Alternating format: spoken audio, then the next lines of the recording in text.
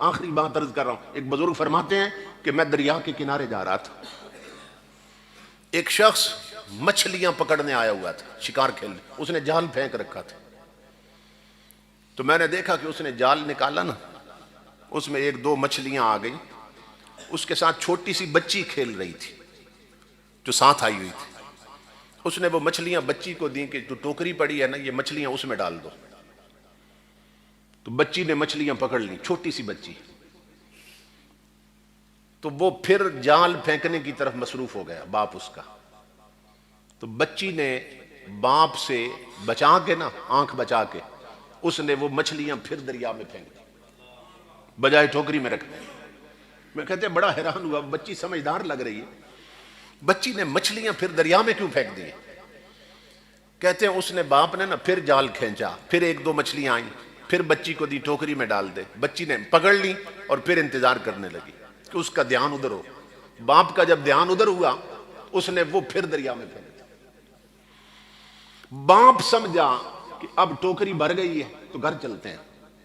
اس نے جان لپیٹا اور آیا ٹوکری کی طرف تو ٹوکری خالی تھی.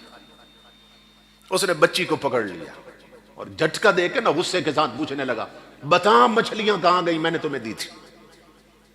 بچی نے جھوٹ نہیں بولا، رونے لگی، کہا ابا ناراض نہیں ہونا، وہ میں نے پھر دریا میں پھینک دی تھی. اس نے کہا میری بیٹی یہ بتا، اتنی دیر کی میری محنت تو نے برباد کیوں کی ہے؟ اب بچی کہنے لگی، ابا بات یہ ہے، چند دن پہلے کی بات، تروی الرسول اللہ صلی اللہ علیہ وسلم، تو نے مجھے اپنے نبی کی حدیث سنائی تھی. بچی کہنے لگی کیا سہانا وقت تھا جب باپ بیٹیوں کو اپنے نبی کی حدیثیں سناتے تھے.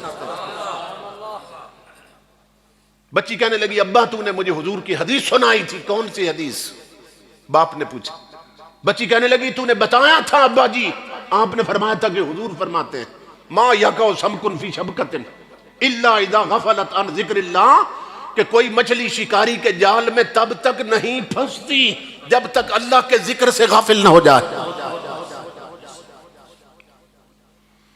ابا جب مچھلیاں جال میں پھنسی اور آپ نے مجھے دی تو مجھے خیال آیا کہ انہوں نے رب کا ذکر چھوڑا ہے تو جال میں پھنسی ہے. تو ابا مجھے ڈر لگ گیا یہ غافل مچھلیاں کھا کر ہم بھی اپنے رب سے غافل نہ ہو جائیں. تصور کریں آپ، اس دور کی بچیوں کی عقل یہ تھی. آج بوڑھی بوڑھی عورتوں کی عقل ماری جا چکی ہے کہ ٹی وی پر بیٹھ جائیں تو ٹی وی پر ڈرامہ نہیں چھوڑتی، رب کے سجدے چھوڑ دیتے. بوڑھے بوڑھے لوگ اڈوں اور ہوٹلوں پر تاش کی بازی نہیں چھوڑتے، نمازیں چھوڑ دیتے. جمعہ کے دن کرکٹ میچ آ جائے، ہمارے جوان کرکٹ میچ نہیں چھوڑتے، جمعہ کی نماز چھوڑ دیتے.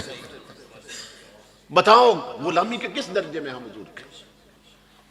اگر حضور کے غلام ہیں تو پھر آزاد کیوں بنے ہوئے شریعت سے؟ غلام ہیں تو پھر غلامی میں زندگی گزارے. میرے آقا کے غلام ہو، اس لیے ایک تو قرآن سے محبت کرو. سزوکیوں میں، رکشوں میں، بسوں میں، اپنی کاروں میں قرآن کی تلاوت کی کیسٹیں چلایا کرو، بجائے اس کے کہ گانوں کی چلاتے ہو. آج ہوٹل پہ بیٹھے تو گانے لگے ہیں، گھروں میں بیٹھے تو گانے، ٹچ موبائلوں میں گانے. جس چیز سے حضور روک کر گئے تھے ہماری اکثریت نے اسی کو جھپا مار رکھا اور اسی میں ملوث اور مبتلا ہو چکے. اچھے وقتوں کا حال یہ ہوتا ہے جب گھر میں تلاوت قرآن ہو نا، ماں مصلی پہ ہو اور باپ مسجد میں ہو، سمجھ رہے ہیں؟ اور فجر کو جس گھر میں تلاوت قرآن کا نور پھیلے، ان گھروں کی بچیوں کا مقام یہ بن جاتا ہے. تو میرا تو دل باغ باغ ہو گیا آپ کی مسجد دیکھ. کسی گاؤں میں اتنی حسین مسجد کہ خدا کی عزت کی قسم، یہاں تو بندہ اندر آئے تو باہر نکلنے کو دل نہیں کرتا. اتنی حسین مسجد جنہوں نے بنائی ہے میں انہیں مبارکباد دیتا ہوں، کیونکہ مسجد بنانے والے اللہ کو بہت پیارے لگتے ہیں. بس آخری حدیث ذہن میں آگے تو عرض کر دیتا ہوں مسجد کے حوالے سے. آپ سنتے رہتے ہیں جہاں بھی مسجد بن رہی ہو نا، یہ حدیث ضرور پڑھی جاتی ہے جب فنڈنگ ہوتی ہے، چندہ ہوتا ہے، کہ حضور فرماتے ہیں من بنا للہ مسجدا بن اللہ لہ بیتا فی الجنہ، کہ جو زمین پہ اللہ کا گھر بناتا ہے مسجد، تو اللہ جنت میں اس بندے کا محل بناتا ہے. سمجھ رہے ہیں نا؟ اب نکتے کی بات کیا ہے کہ بندہ زمین پہ اللہ کا گھر کتنے عرصے میں بناتا ہے؟ سال لگ جاتا ہے، 6 مہینے لگ جاتے ہیں، 4 5 سال لگ جاتے ہیں، سمجھ رہے ہیں؟ تو کیا اللہ بندے کا محل بھی پھر 5 سال میں بناتا ہے؟ بھئی حدیث پاک میں تو ہے کہ بندہ اللہ کا گھر بناتا ہے، اللہ بندے کا محل بناتا ہے جنت میں. تو بندہ گھر بناتا ہے سال 2 سال میں، 4 سال میں، تو اللہ بھی 4 سال لگا دیتا. سوچنے کی بات، جس نے کن کہہ کر پوری کائنات بنا دی تھی، جس کے کن میں اتنی قوت ہے، ایک محل بنانے میں 4 سال لگائے گا؟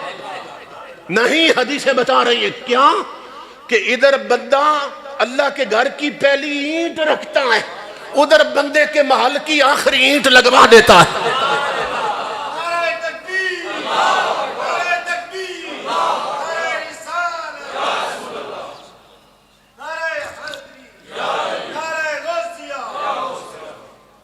اتنی حسین مسجد بنی ہے، اس کو سجدوں سے آباد کرو. کہ یاد رکھو کہ جس محلے کی مسجد آباد نہ ہو، مسجد بددعا دیتی ہے محلے والوں کو کہ مولا انہوں نے مجھے ویران کیا ہے، تو ان کی نسلیں اجاڑ دے. اور جو مسجد آباد ہو نمازیوں کے ساتھ، مسجد خود دعا کرتی ہے کہ اس محلے والوں نے مولا میرا سینہ ٹھنڈا کر رکھا ہے، تو ان کی نسلوں کو آباد رکھنا. اس لیے مسجدوں کی بددعائیں نہ لو. اتنی حسین مسجد سجدوں سے اور سج جائے گی. اللہ رب العزت ان لوگوں کو سلامت رکھے، برکتوں سے نوازے جس نے کسی قسم کا حصہ لیا اس مسجد کی تعمیر میں. خدا کا گھر بنایا اور دل ٹھنڈا ہو گیا. اللہ حضور کے توسل سے سب کی حاضری قبول کرے. میرے بھائی نفیس احمد صاحب اور ان تمام دوستوں کو اللہ اجر عظیم عطا فرمائے، لمبی عمر بالخیر سے نوازے.